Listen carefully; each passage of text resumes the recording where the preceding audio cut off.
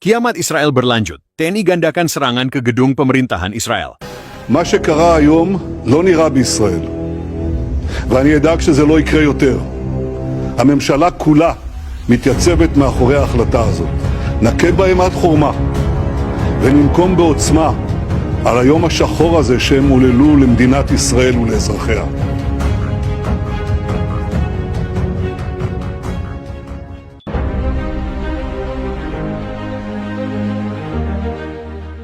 Langit Timur Tengah kembali memerah, bukan oleh matahari terbit, tetapi oleh api dan darah.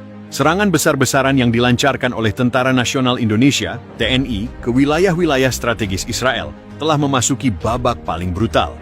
Jika sebelumnya aksi TNI terfokus pada dukungan terhadap perjuangan Palestina di Gaza, kini dunia menyaksikan bab baru dalam sejarah militer Indonesia, penyerangan langsung ke pusat pemerintahan Israel. Tel Aviv, Yerusalem, dan Haifa, semua berubah menjadi medan perang. Gedung-gedung kementerian, fasilitas intelijen Mossad, hingga pusat komando militer Israel diselimuti asap dan reruntuhan. Pasukan elit TNI, dari Kopassus hingga marinir amfibi, menggandakan intensitas serangan mereka, mengguncang jantung kekuasaan Zionis dari darat, laut, dan udara. Semua bermula dari tragedi berdarah di Rafah, Gaza Selatan. Puluhan prajurit TNI yang tergabung dalam misi bantuan kemanusiaan dibantai oleh rudal kendali Asher Essen Israel dalam sebuah serangan mendadak yang tidak pernah mendapat pengakuan.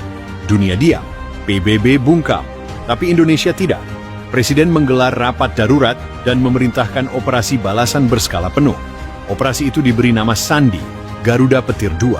Namun kali ini, misi bukan sekadar membalas dendam, tapi menjatuhkan seluruh struktur kekuasaan Israel. Tanggal 5 Mei 2025, pukul 03.00 dini, hari waktu setempat, 24 pesawat tempur Sukhoi dan 16 drone tempur Elang Hitam TNI AU meluncurkan serangan presisi ke kawasan gedung Kementerian Pertahanan Israel di Tel Aviv. Rudal-rudal berpemandu laser menghantam menara-menara beton itu, menewaskan puluhan pejabat tinggi dan meruntuhkan pusat komunikasi tempur. Tidak berhenti di situ, Satuan Kopaska, Komando Pasukan Kata, yang menyusup dari pesisir Laut Tengah, merangsek ke wilayah pantai Herzliya dan menyerang stasiun radar Israel. Di darat, pasukan elit Kopassus yang menyamar sebagai relawan internasional meledakkan pusat koordinasi Mossad di Yerusalem Barat menggunakan bom magnetik. 3 hari setelah serangan awal, giliran Knesset, parlemen Israel, menjadi sasaran. Dalam sebuah operasi gabungan yang dikendalikan dari kapal induk KRI Nusantara, TNI meluncurkan rudal jelajah jarak jauh hasil kerja sama dengan Iran dan Korea Utara, menghantam aula utama Knesset saat berlangsung rapat rahasia kabinet perang. Ledakan itu menewaskan 17 anggota parlemen dan 3 jenderal. Gedung itu kini tinggal puing berasap. Seruan darurat sipil diumumkan. Namun gelombang serangan TNI tak berhenti.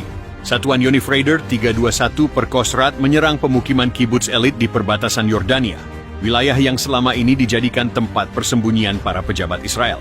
Hanya dalam waktu 6 jam, kompleks itu rata dengan tanah. Tanggal 6 Mei 2025, kota suci Yerusalem memasuki hari keempat tanpa listrik dan pasokan air. Pasukan TNI yang berkoordinasi dengan pejuang Hamas dan Hizbullah kini telah mengepung separuh wilayah kota tua. Bentrokan jalanan terjadi antara pasukan Indonesia dan militer IDF di sekitar Bukit Zaitun dan dekat gerbang Damaskus. Pesawat nirawak TNI menyebarkan selebaran. Kekuasaan kalian sudah usai. Yerusalem bukan ibu kota penjajah. Ini tanah yang akan dibebaskan. Serangan-serangan ini bukan sekadar pembalasan. Ini adalah pergeseran poros kekuatan global. TNI telah membuktikan bahwa kekuatan militer dari Asia Tenggara mampu menjangkau, menghantam, dan mengguncang struktur kekuasaan paling dilindungi di dunia.